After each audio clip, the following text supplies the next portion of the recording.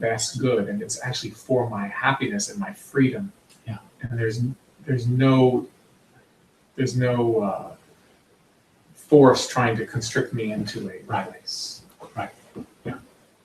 I think that's exactly right. I think also what's implied in there, everybody's journey to God is going up to peaks and then down into valleys. Happens for everybody. When you're down in the valley, there can be this temptation to just kind of wander off or go someplace else or that kind of thing. It's tough. It's tough. And that feeling of loyalty to your path will take you through those valleys, and then you gradually ascend into the peaks again. Mm-hmm. And that when we have that kind of loyalty to our journey, to our path, then it holds us in very good stead. And that's perhaps another layer of it as well. But we don't want to tie ourselves to something that is essentially wrong or limited. But if we find this is the right thing for me in life, God has brought me to this point, this is the right path for me, then I think that we settle in on that. And through thick and thin, it's like getting married to somebody and say, all right, this is what it is. And some days and weeks and months and years are better than other days, months, and years. But you stick with it, and as you go through those ups and downs, there's a transformation that happens. There's a deepening that happens that cannot occur otherwise.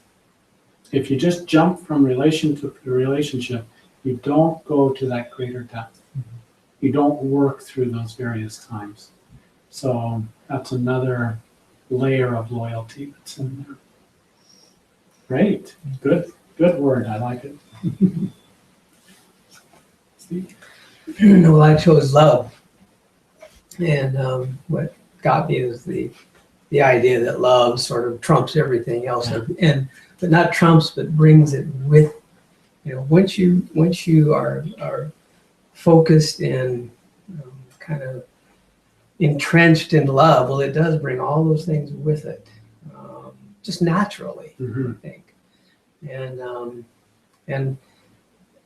for a long time, I married a woman who was not on the same path that I am, and there's always been kind of problems here and there, and sometimes me wishing, I should be in a different place, but God always came and said, no, you're in the right place at the right time with the right person, and she has represented this transformative person who has brought me along at light speed almost, It's just amazing to be in that kind of a position. And then coming to a point where finally I looked at her soul, and that's where my love is focused on, and that was amazing. That happened this month.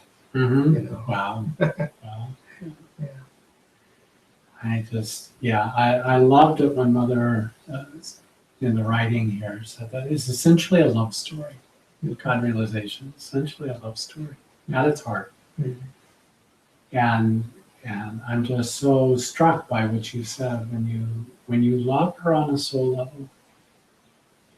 And I think for many people, Papa's notion, the world is God, and everybody that he would meet with is God. So we take that on and we go, well, I don't know. I don't think this person over here, I don't think they're God, They don't act like God. They don't manifest those qualities.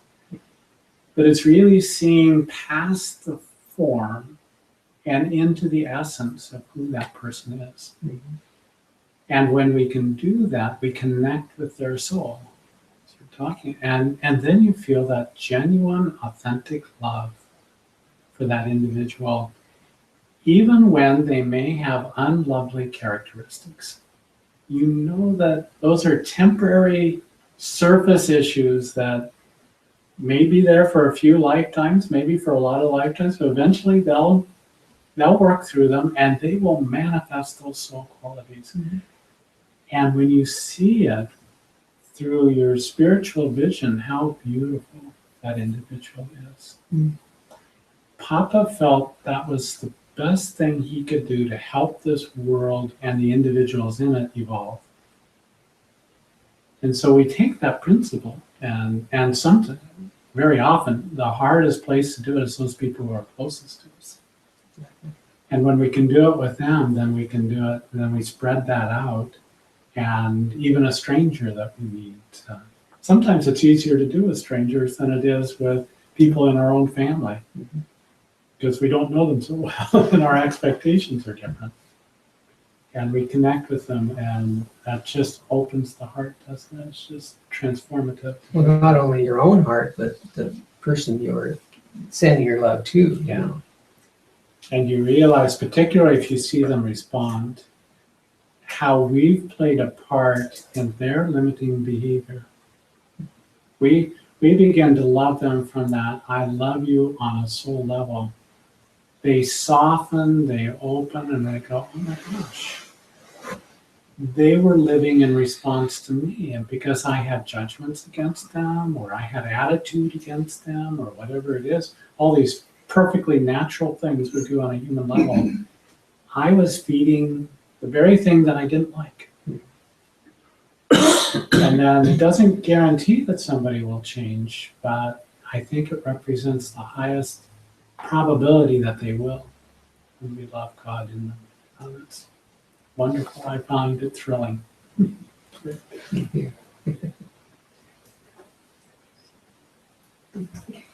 Well, I chose loyalty too, because when I was thinking, well, what quality has been the one that probably has helped me the most, that's what I came up with. And because my loyalty to my guru has been the underpinnings of everything else that I've done. So when I kept trying to think if there was maybe another quality like fearlessness, which I've needed over the years and still need, and one-pointedness, but then that kind of was very close to loyalty in my own mind. And so it just kept coming back to that one, that was the kind of the boat that has carried me along with my loyalty to my guru. And that and there was some question in my mind because it was something that she just gave me. So it's not like I even had to try very hard on that one. So I thought, well, maybe I should try to focus on a quality that I really need. But it just kept coming back to that. That's the one that can carry me forward. And all these other things, yes, over different times I might need them more, or need to think about those. But that was the boat, the vessel. Yeah, it really does speak to those peaks and valleys and what keeps us going, or if we're, another analogy, if we're in the desert, it's very dry and we're not getting nurtured on the soul. These are things that happen to every aspirant. And what keeps us going during all of these times is that feeling of loyalty to our path, to this guru lineage, just the whole thing, the whole package. Now I did have, the reminder from God that, okay, you can say you're loyal and you value that loyalty, but Jesus says, I'm not quoting accurately, but why do you say, Lord, Lord, and you don't do what I do? Yeah. So we could say, oh, I'm loyal, but if you don't do what the guru says, that loyalty can just be a very, can be kind of like, I'm pledging the allegiance, but you're not really following through with it. Yeah. So it The letter of the law, but not has the to be spirit. more than just a pretty word. And you shall be known by the fruits of what you do as my disciple. And when you have this love, and this love for God and love for your fellow man, people will know you as my disciple because they will see that manifest in your life. And a great devotee, I've met a few where you can really almost see the guru shining from their eyes. You can you know that's the devotee because you see it in something to live up to. Yeah, wonderful. I love both aspects of it. I've been privileged to keep a conversation with God in heaven for the month. Mhm. And it was prompted by this part of the Christian yoga where he says, for our conversation is in heaven from whence also we look for the Savior. And it talks in here about changing, with descriptions that I don't usually have inside myself, changing our vile body into the glorious body of Christ. Mhm. And by subduing all things unto myself, he would say. Mhm. So I was always thinking, what does the subduing all things to myself? Because I actually started this, at the end of the last class. I remember thinking, well, whatever does that mean? Well, I'm learning what it means now. Because the things that are revealed in heaven are so beautiful that it is so uplifting, but then it also brings the demand that do likewise on earth, and that is a really so it's excruciating and ecstatic at the same time, because there's such little details that constantly need to be lifted up to a higher level to approach what heaven is showing. And so it's a conversation that it's endless. I think it'll be endless, but it's gone on for so many years now, and I'm just trusting that. Like in the middle of the night last night, I think it was you, but I'm not sure who can put a name to it. But this almighty presence was just showering my whole. It was just like a complete. Something is cleaning out every part of my system. Yeah. It's like there's no doubt. I mean, it was like I was transfixed by it, and I kept thinking, I'll never understand it with my mind. But something so powerful is sweeping through it and carrying this away and changing that, and I just thought a new continent is being formed somehow. I don't have words for it again, as usual. But I realized that it's very long term, this subduing all things into himself as the Savior, that Savior aspect. The cosmic Christ within me is doing this. Right. Of course, I want to say it's you, but that's because I'm oriented that way right now. But I guess that's what I've been focused on. Really has to do with obedience to the divine inner voice inside of myself. Because that was something Mother always said, this still small voice. Yeah. And she says, even if I tell you to do something, but that's not what your inner voice is saying, you need to do what your inner voice is saying. I thought, oh, that's terribly difficult. That's a tough test. Yeah.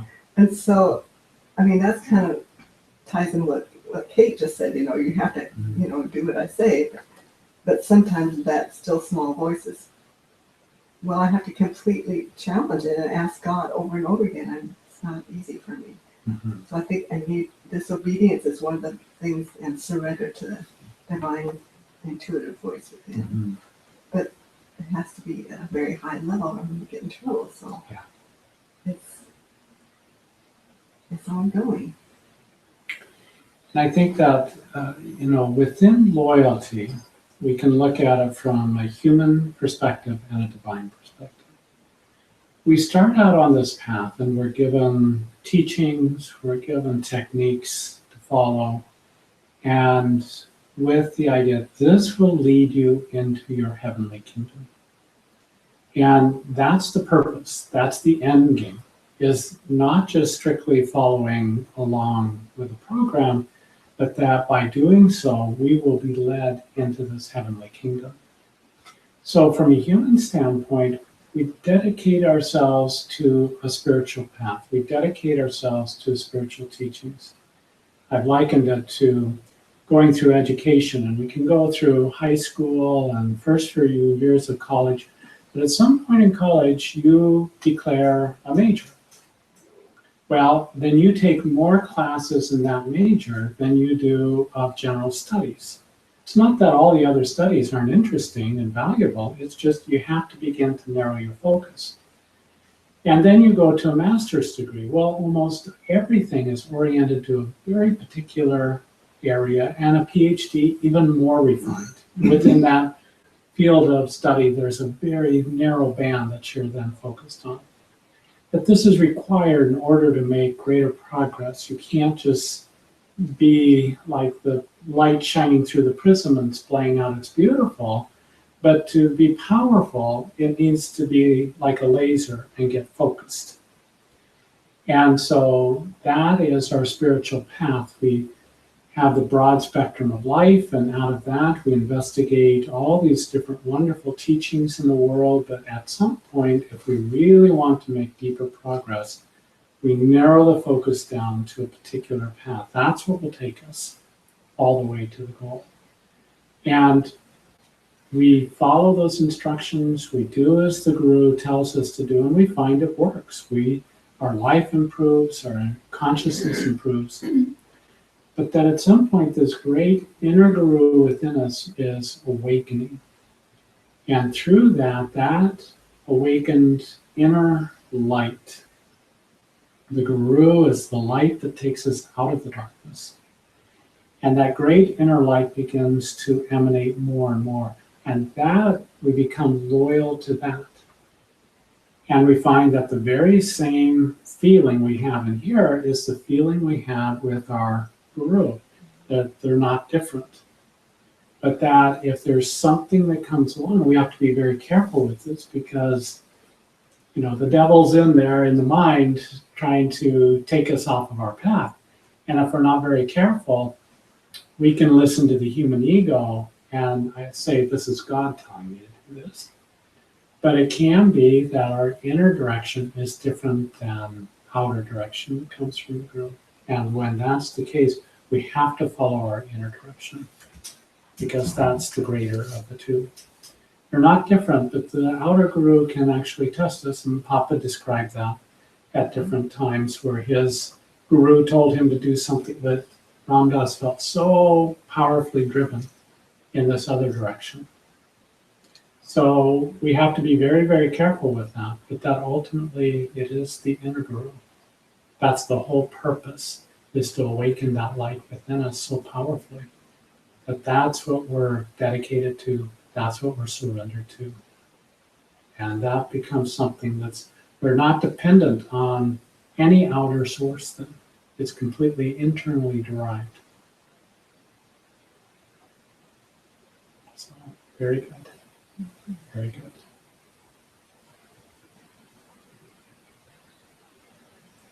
Anyone else?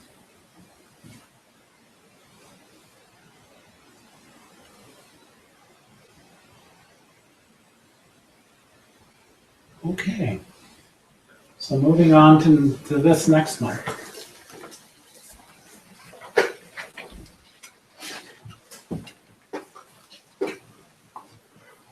One of the interesting designs, because God is always showing me what will come first. And one of the things that I've noticed is that quite often he brings us into a very esoteric, as in this last one, the ascension. And then he will bring us into a very human. So there's a very divine and then a very human, and then a very divine, very human. And there's this kind of pattern to it. And I think how that perfectly reflects our own journey, our own path, is we'll be lifted up into very high spiritual experiences and will very quickly be plunged right back into the world in something really in our face, that there's something about our own personality, there's something about our world that don't have great self-mastery over. And it can be shocking the way that it comes at us sometimes. And it's the higher we go, the greater can be the valleys that we dive into. And this is all due to purification of the mind. And what God showed me one time is that when these very powerful forces come at us, we oftentimes have the feeling, I'm worse at this than I ever was. I used to think I was somewhat capable, and now I feel like I'm not even a beginner on this. And the reason for that is because the level of difficulty increases as our consciousness strengthens. So when we're faced with something very, very difficult, it's actually a good thing. It's actually a compliment. Our our consciousness is strengthened to the point where we can take this challenge on. It has to be done. The purification needs to occur, but that we're only given as much as we can take. And so we're stretched. But when we're stretched and we're keeping our mind on God, we access that resource of God intelligence, God power, and that helps us to grow spiritually. And things that before, maybe years past, would have been a huge challenge for you are no longer a huge challenge for you. You've grown, the strength of the light and God within you has grown so much that that's not huge. But it doesn't mean that there's not a new challenge that's presented itself. And how long does that occur? Until there's nothing else. Until you've purified the complete consciousness. And what can sometimes be confusing is you can even get to a point where you feel like, I'm there. This has been going on for quite a long time. I feel the God flowing through me almost continuously. I feel like I'm in the steady plane of consciousness. And then something will come along and just really try to rip you apart. So we need to be prepared for that. And that's part of the ascension is the temptations that come to us. And we need to be prepared for that. And it's the reason why we take these particular aspects of our path and we keep honing them. We keep deepening them. There's really no limit to how much love, how much loyalty, how much dedication to our path. All of these things serve us all the way through. So this next month is, who are my brethren? And this comes from a quote from Jesus. And the situation is he's teaching his disciples. And somebody comes in and says, Master, outside, your mother, your brethren, brothers and sisters are out there. And expecting, family gets a special seat at the table, huh? And so he's been busy teaching these high truths to these individuals. So how does he respond to this? And when he was told that his mother and brethren were outside to see him, he answered, Who is my mother? Who are my brethren? Whosoever shall do the will of the Father which is in heaven, the same as my brother and sister and mother. This is a tremendous teaching to us. And I'm just going to read here from what I wrote. Before birth and afterward, we are normally very focused on our mothers, suppliers of love and food. Later, we learn that there are social rules to obey. Then there is the rough play with other children, and there are cruelties and kindnesses, an abundance of early lessons in life. Many children have a natural faith in God and supernatural forces, both good and bad. But with the emphasis on finding a place in social settings and negotiating the swift currents of this world, these finer sensitivities too often fade into the background. There is a natural loyalty to family, whether it actually serves us well or not. There is a natural desire to belong, even when finding a place in this world does not come easy. So when the soul is reawakening to the finer sensitivities of soul, there is often a desire to keep such precious cargo safe from thieves and robbers. Jesus himself warned against dangling the inner workings before any and all when he said, Give not that which is holy unto dogs, neither cast your pearls before swine, lest they trample them under their feet and turn again and rend you. And yet, there are times in our spiritual lives when our spiritual path runs contrary to worldly expectations.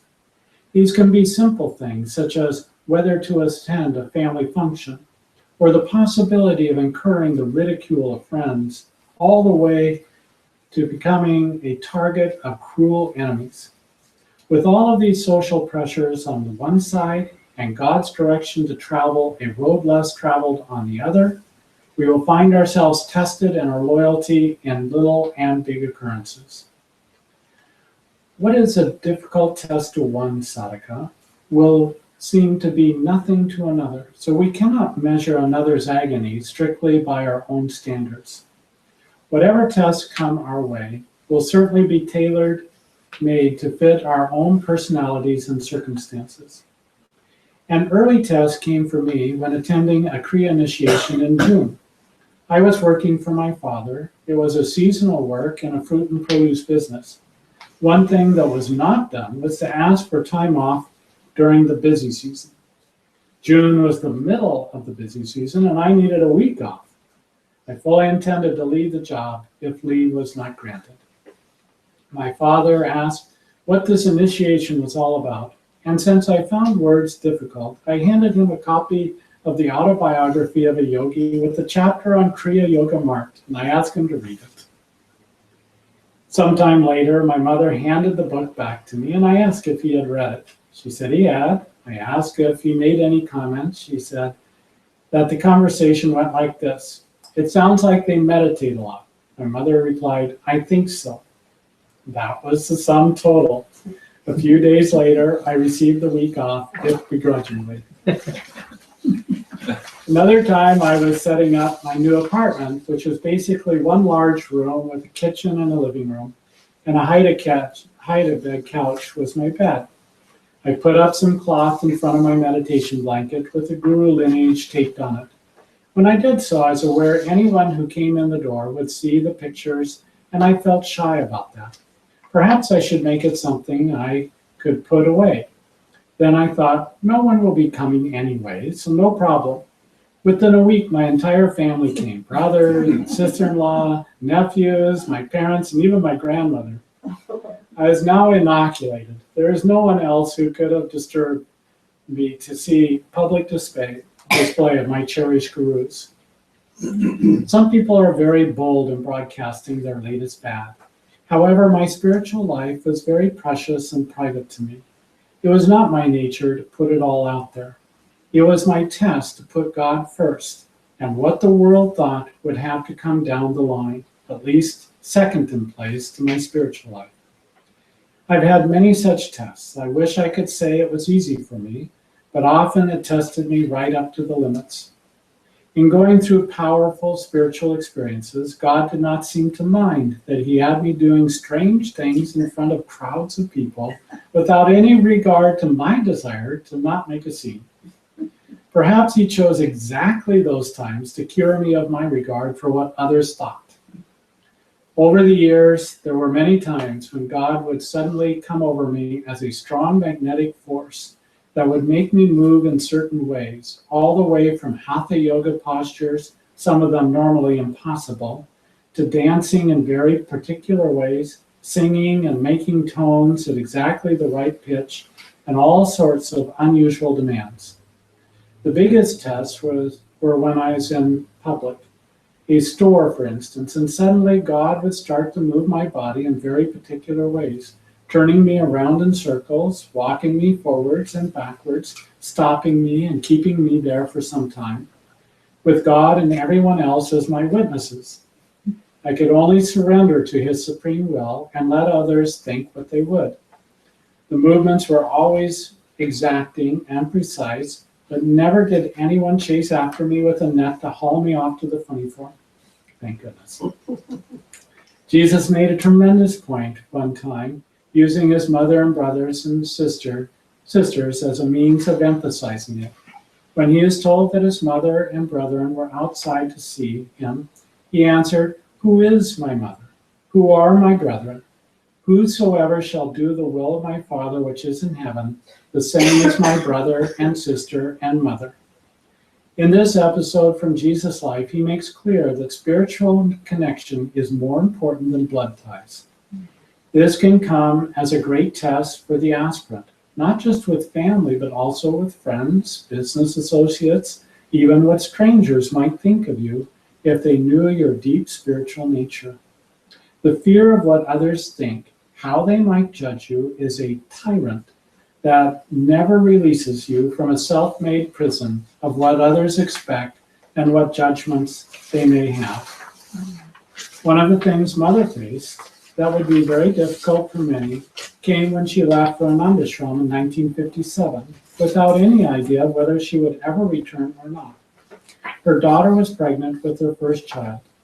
As much as mother loved her children, I can only imagine that there was a strong pull for her to stay. Surely her daughter would have very much wanted her mother there through the pregnancy and after the birth. However, today we are all the great beneficiaries that mother chose God's direction over familial considerations.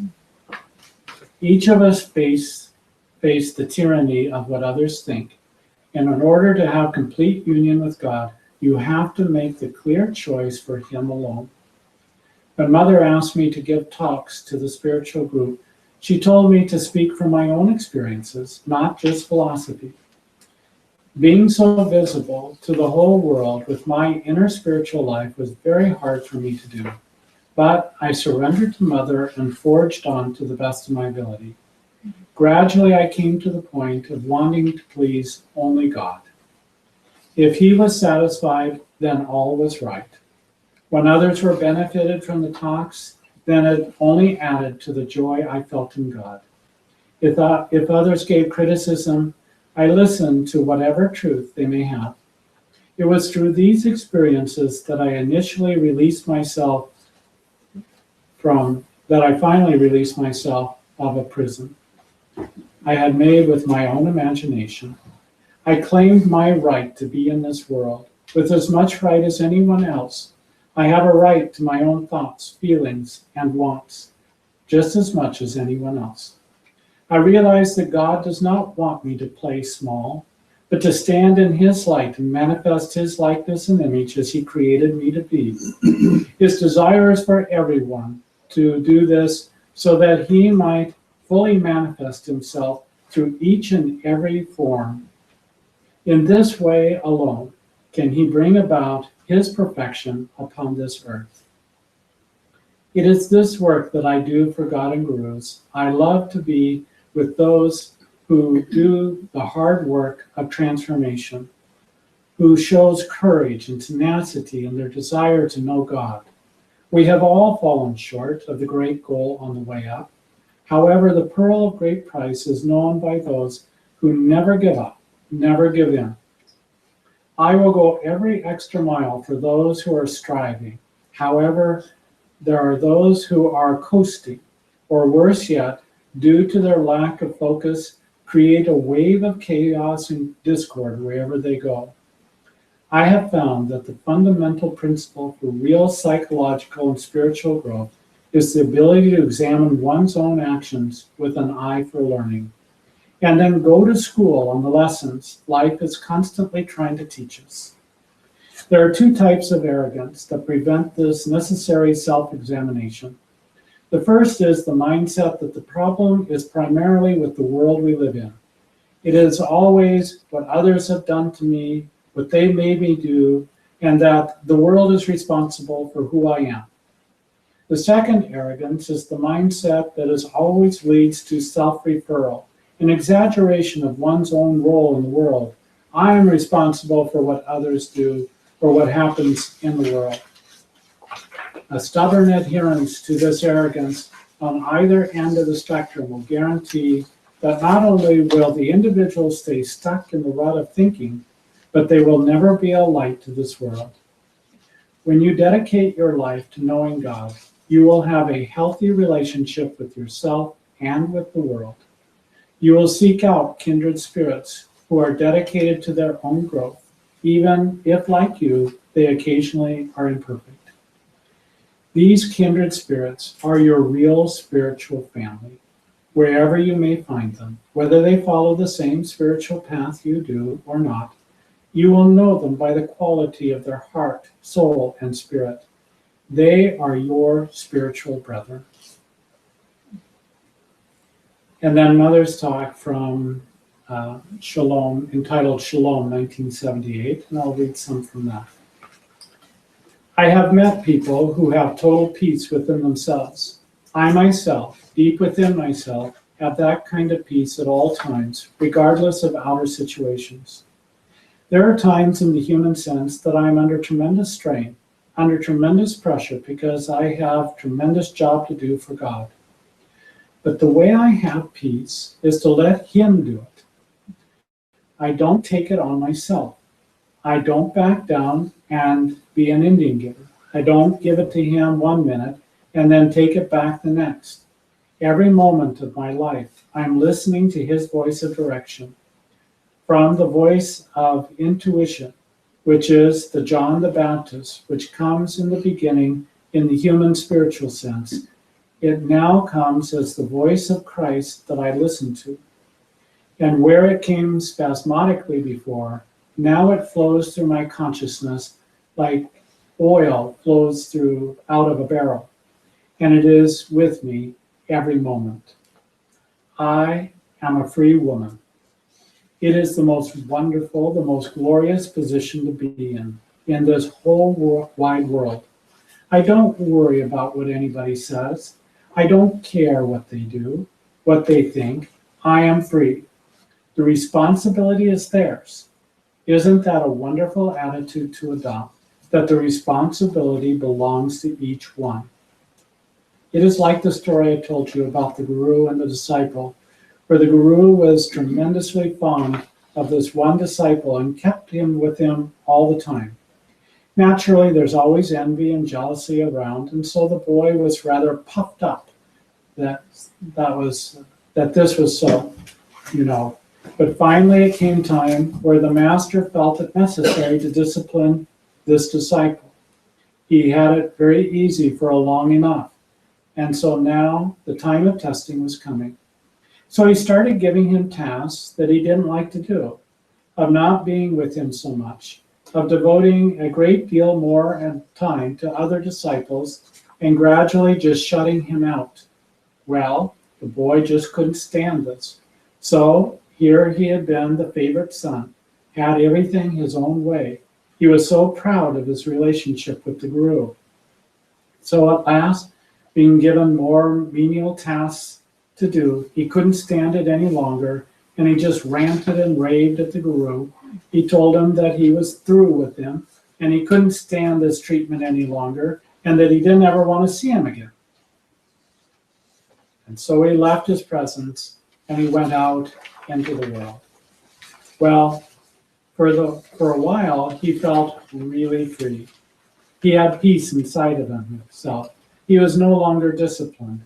He could go and do whatever he pleased, see whomever he pleased, go to bed when he wanted to, get up when he wanted to, eat what he wanted to. There was nobody curtailing his activity. But pretty soon, he found out that he was in a little trouble doing all of these things because it wasn't just all the way he thought. He began suffering for some of his actions. Then he began to think of how he had been when he had been in the presence of his guru. What tremendous love that the guru had showered upon him. What tremendous wisdom had been given him. Kindness, consideration in all things. And his heart started to ache. And it ached so badly that he just felt the absolute necessity for running to the feet of his guru, which he did. He threw himself down before him and said, "Master, how can you ever forgive me for what I have said and done to you?" He said, "My son, you have done nothing to me." "Oh, I did," he said. "I called you names. I told you that you had been cruel to me. I told you that I didn't ever want to see you again. I treated you terribly." The guru said to him, "My son, if you were to offer me an apple and I should refuse it, who should still have it?" And he said, "Well, I would, sir."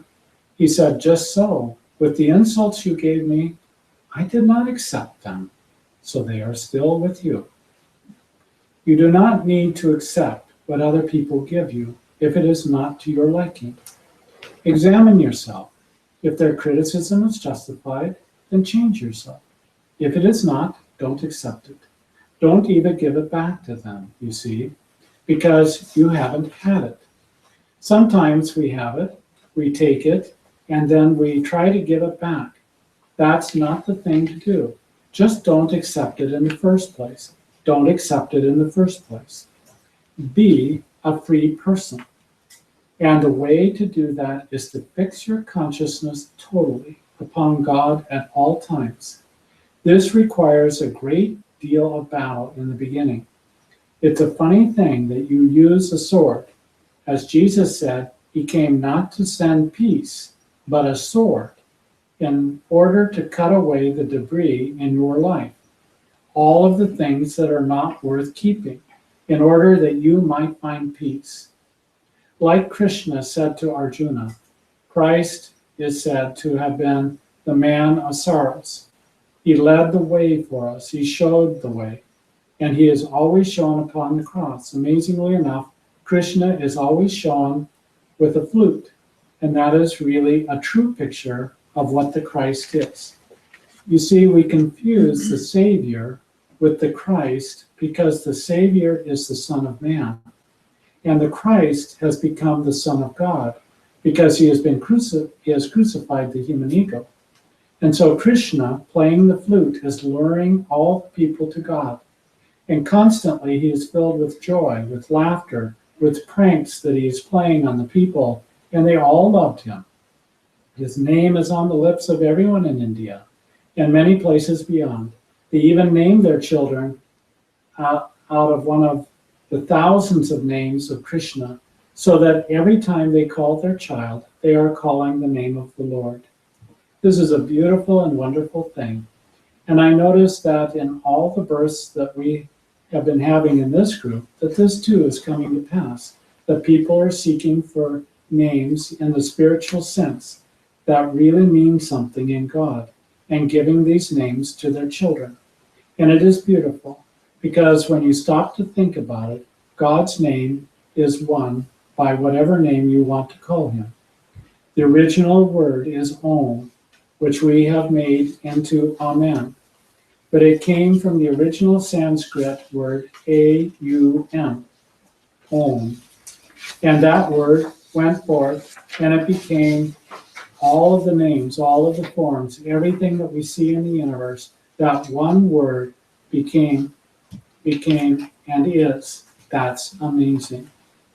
When you have peace, you have everything. Nothing bothers you. This doesn't mean that you don't live, that you go around like a robot. It doesn't mean that at all. It means that you have turned your life over to God, and you have become the Christ, or the Son of God in truth, and that he is running your life, and you are free of responsibility. So with that, you can continue, but isn't that lovely?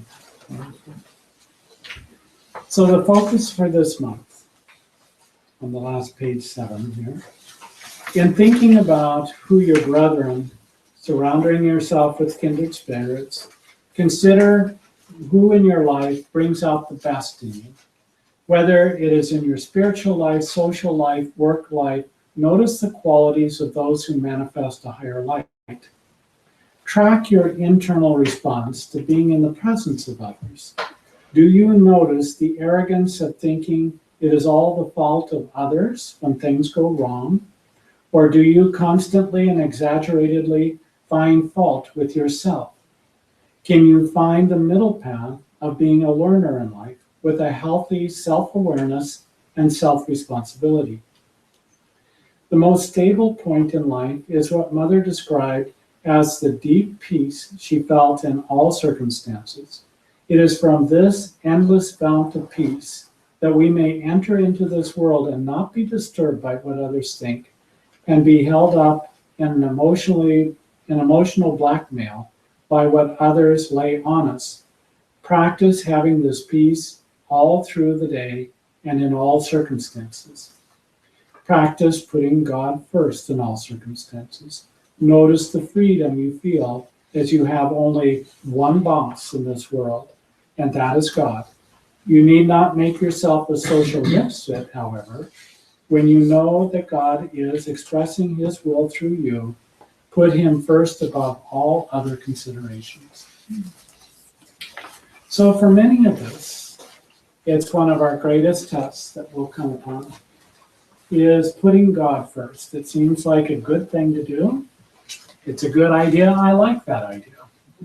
But to put it into practice is where our real spiritual sadhana happens. And so putting God first means if somebody disapproves of you, if somebody's angry with you, if somebody has demands on you, does that dissociate you from what you feel of God inside of you? If you are in a circumstance and you don't have much money or things seem to be going against you, and you just feel like all of life is stacked up against you, does that make you dissociate from God? So you pay attention to all of these things and what makes you feel separated from God. And when you feel separated from God, I'm sure that you'll notice that you become very miserable very quickly. And so we examine these things. Who is my mother? And this is in particularly in our relationships in this world. And it can be what co-workers may think of you if they knew of your deep spiritual life.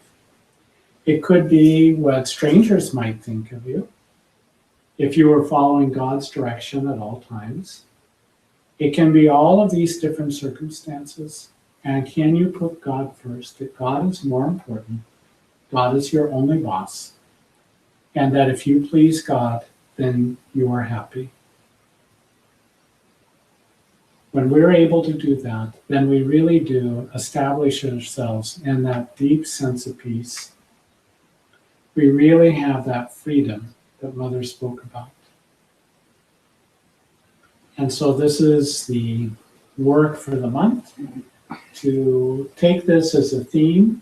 If something in the readings really call to you and there's a particular aspect of it, then take that and move forward with that. Tell you a little funny story that in the family therapy work, there's Murray Bowen is a big name in family systems. So he'd been doing this work for many, many years. And he finally came to see in his own life that he had been the keeper of secrets in his family. So he thought, enough of this. Everybody comes to me, I'll tell you this, but don't tell anybody else. So he's the keeper of secrets. So he said, I've had enough of this. I'm not going to do this anymore. So he wrote a letter to everybody in his family who lived at a distance from him. He told all the secrets to everybody, all of them, sent it off to everybody. And he thought, even with all the work he had done around freeing himself and becoming what's called self-individuated, you're not dictated by what others do, he could tolerate 3 days with his family and stay pretty free during that time. If it was more than that, he couldn't guarantee anything. So, scheduled 3 days, he went back into this hornet's nest that he had stirred up by writing these letters and revealing all the secrets.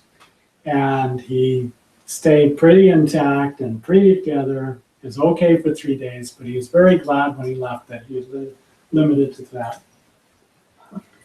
So this is some of the work that we have to do for ourselves, is that we can so easily either blame the world. If my boss wasn't such a terror, then I would be happy and then I would be free. Easy to think that. But it's a deadly trap, because we have just assigned power of attorney over our lives to probably the last person we would choose to do so in life. And we've given them power over our happiness, over our freedom, over our peace. Isn't that a terrible thing to do when you think about it that way? And so who do we sign the power of attorney over? To God. We give it to God because God is always our well-wisher. He always wants the highest and best for us. And we put people in second place. Now, this doesn't mean that we go out of our way to displease other people. Not at all. We serve God in everybody that we meet. But when it comes down to it, and whether it is that we serve God or we serve others first, it always has to come down to God, or we will never have complete emancipation. When the Buddha left his family His father had high expectations for him to become king, a warrior, a ruler, and that was the class that he was born into, and every expectation was that. And when he left that, you can only imagine his father's huge disappointment of his only son leaving him. And so we sometimes disappoint fathers, mothers, brothers, sisters, children, whatever the relationship may be. And this is our test. This is our test, is to remain connected to them, but they are not the primary force in our life. So, any thoughts, observations, questions about taking this on as a theme for the month?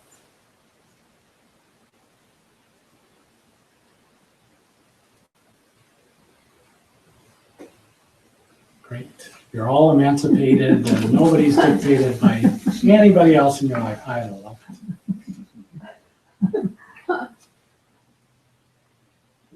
Okay. Silence isn't saying that, it's saying we know how much we have to work on this next month. That's the other side. We can inform it. Can you imagine, and just take a moment here, and just in your internal mental life, clear a space around you that's not being pressured in by the people in your life, their expectations, their thoughts, their feelings. Clear a space that is absolutely and totally yours, you and God together. And that you proclaim your right to be in this world. You don't have to apologize for your existence, for the air that you breathe. That you have a right to your thoughts, your feelings, your wants, as much right as anybody else does. That you can walk in this world completely and totally your intact self. And that if somebody comes to you with a demand, if somebody comes to you with a desire, an expectation, you don't, of course, immediately repulse them. You listen to them, but you listen to them with that deep inner voice of God within you, that still small voice, as to whether this is something you choose to accept or not. You know what their expectation is. But their expectation is their expectation. That's their responsibility. And so you may imagine them with a bubble around them, and you have a bubble around you. And that your bubble, your aura, remains intact and full with the presence of God inside of you. You see them, their bubble surrounding them is intact and filled with the light of God, whether they consciously have it or not, but you see them with that intact, that they too have the power of God within them. Because by seeing that, you help to support it in them. And that you can walk in this world filled with that radiance, exuding that radiance. That there's no apologies for life. There's nothing to prove. There's no one to blame.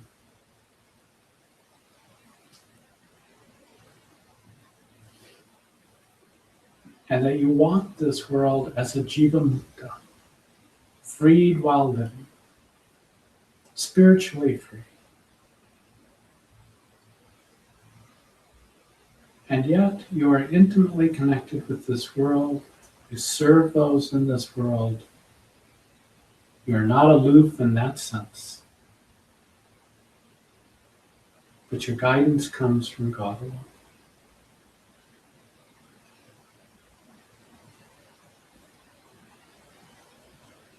So that you can get to the point, as this guru did, this disciple coming up, abusing him, verbally abusing him terribly, and then storming out.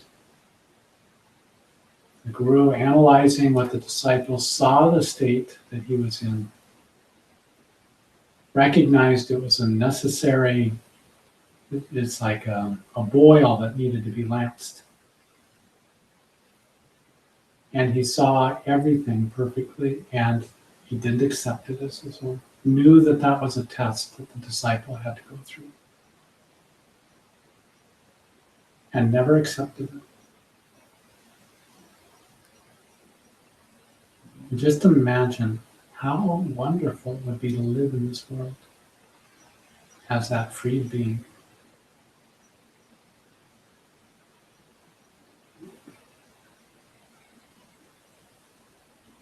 Om Shri Ram. Victory to God, victory to the light. Pronouns, the light within you. Blessings for your continued journey.